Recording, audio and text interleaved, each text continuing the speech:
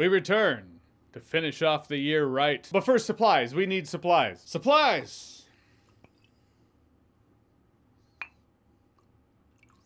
That was actually a line from the movie Explorers. Yeah, that might be way too much. Oh no, looking at the list, it's not quite enough. Now, making a top 10 list, it's hard. Top 10 best list, every year is difficult. More difficult is making the top 10 worst list, because let's face it, there's a lot of bullshit that comes out in any given year. And only 10 slots to fill, which means when you watch this video and inevitably think to yourself, where's this movie? Weird, it's not on the list, just so many spaces. I did what I could to kind of put as many as I could on here.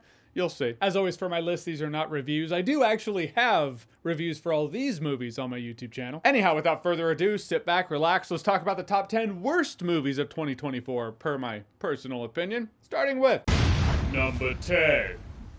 You know, recency bias is a real thing. Nothing wrong with it, but it's usually used to illustrate a positive. It's like, oh, you think that movie's cool because you just saw it yesterday kind of thing. But recency bias does work for a negative. Case in point, I still have Mufasa in my head as a massive waste of time. I should stand a little over here so you can actually see the poster I put there. Continuing the trend of useless, forced live-action Disney remakes. It's not actually a remake, it's a prequel. It's also not live action, so there's that. It's a prequel no one asked for The Lion King that The Lion King never needed. I would say the characters are as forgettable as the music, but the characters are from The Lion King. But that's the only reason you remember them. And yeah, you heard that right. The music in the musical, completely forgettable. When telling the story, you're not just telling the story of Mufasa becoming king, you're also telling the story of Scar's fall to villainy. And that was the laziest turn I think I've ever seen in a movie. I bought none of it. Sonic 3 did kick Mufasa's ass in the box office though, and you know what?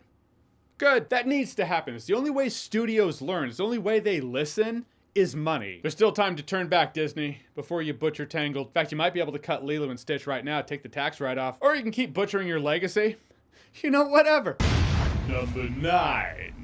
Next up, Founders Day. Yes, in any given year, there are a lot of horror movies that are just trash. In fact, 2024 was actually a good year for horror. When I was making this list, I realized it was also a bad year for horror. Founders Day is generic dollar store Scream. It feels like someone watched Scream recently, but also just got into politics and said, hey, let's merge the two and make it feel like the most generic slasher flick in the history of ever. No need to even keep talking about this one. In a saturated market like slasher flicks, I don't see why you would watch this over most any other one. Number 8. Speaking of generic slasher flicks, The Strangers got a remake. Well, The Strangers Chapter 1. The original Strangers movie really surprised me when I watched it back in the day. Somehow, studios like, we're gonna recapture that magic. They just never have. Dipshit characters making all the wrong decisions. When I say generic slasher, I mean it. There were a couple moments where I was like, they're being so stupid it's funny. There is that. Movie's still ass though. But it is called Chapter 1. Is it because it's a prequel? No. It's because there's gonna be a Chapter 2. God help us all. Number 7. And this was about the point making this list when I realized over half of the real estate of this top 10 list was going to be horror movies. Couldn't have that happen. So number 7, Night Swim, Tarot, Imaginary. They all get to be number 7. They all deserve to be on this list with only so many slots available, so that's the kerfuckery I come up with as an answer. Night Swim, the short film that works as a short film, but drawing it out to a feature film runtime just makes it feel padded. Useless, boring. Tarot, the generic horror MacGuffin film, which was what Cabin in the Woods was poking at. It's like someone watched Cabin in the Woods, was like, instead of elevating that because they just called out that entire genre, let's just do another one. Offering nothing new, watch the trailer. The movie is as generic as the trailer looks. Imaginary, a world where imaginary friends aren't so imaginary. Could be cool, but the movie lacks imagination. I don't know what to say. Take all 3 of these, flush them right down the toilet. Number 6. All right, so this is also horror, but it's a Stephen King adaptation, so it is a bit different. It at least hits different for me. Because there was a day it showed us, hey, maybe modern Stephen King adaptations have kind of found a stride. But there have been enough recent Stephen King adaptations, Gerald's Game aside, that showed us, no, it was a fluke. Salem's Lot was one of them, and fellow fans of the book, we took it personally. The book was a slow burn, not gonna say it's not, but the phrase slow burn implies payoff. This adaptation, did not have that. No, it was just slow. It was a slog. It was boring. The cool moments in the book didn't even exist in here. The movie was delayed for a couple years and then just kind of quietly released on Max. After watching it, it's completely clear as to why. 1979 Tobe Hooper Salem's Lot. It was better and scarier. Number 5. Next up, okay. As you probably know, I'm a huge fan of the Joker, just the character. And I loved Todd Phillips' Joker movie. I thought it was a cool, interesting new take. And as that movie is a one-off standalone that made over $1 billion, studio said, hey, here's a check. Let's make a sequel that you all said you weren't gonna do. Now we have Joker. Folie à deux. It's like the movie missed everything that made the original good. You could have gone anywhere with a Joker sequel. He could have taken over Arkham. He could have done one of 100 things. In the end, it was made to be a weird love story, tap dancing musical. This movie was so bad, negatively received by fans, and hated. There are theories out there as to how it even exists. Theories that Todd Phillips took the studio money and just made a piece of shit out of spite. I just feel like Occam's razor says Todd Phillips tried to do something different and it just didn't work. If we're keeping with the baseball metaphor of swings, taking a big swing, I get it. But people don't come for the swings alone. They come for the home runs that come as a result of a big swing. Big swing with a strikeout is still a strikeout. I can appreciate a big swing as much as the next guy. However, if for the Batman 2, Matt Reeves makes it some slapstick comedy crossover with the Three Stooges, that would be a big swing. It would also be stupid. Like Joker Folie à Deux. And just in case Warner Brothers is watching this video on the off chance, I want them to know that this movie made this list before you even gave me that bitch-ass copyright claim for my review of this movie. This movie already made the list because this movie was always trash. Number 4.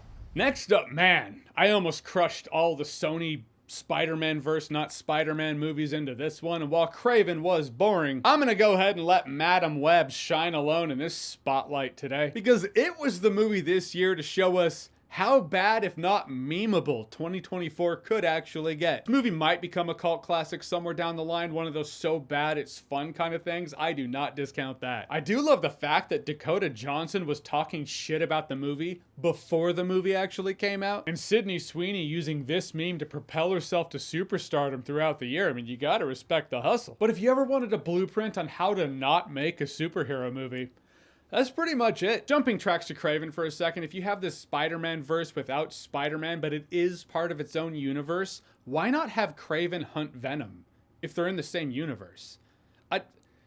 Anyhow, moving on. Number 3. Rebel Moon Part 1 came out last year, and I said, well, let's see where this goes with Part 2. Then I watched Part 2, and I said, well, fuck you for wasting my time. The Scar Giver, Rebel Moon Part 2, The Scar Giver. It's a boring mess of a sci-fi slog. Dollar Store 7 samurai in space, though they're on a moon, so I guess it's not space, just elsewhere. Poor Sofia Boutella had to have that dipshit haircut for nothing. Nothing. I hope she got paid well. Get the bag. You know what I'm saying. I'm just saying. I hope she got a bonus. I also hate the business tactic of it, and I've seen it more and more. Make a shitty movie on the promise that, well, there's a director's cut coming out and it'll be better. I'm not watching your shitty movie twice. Certainly not watching a longer version of it. I hate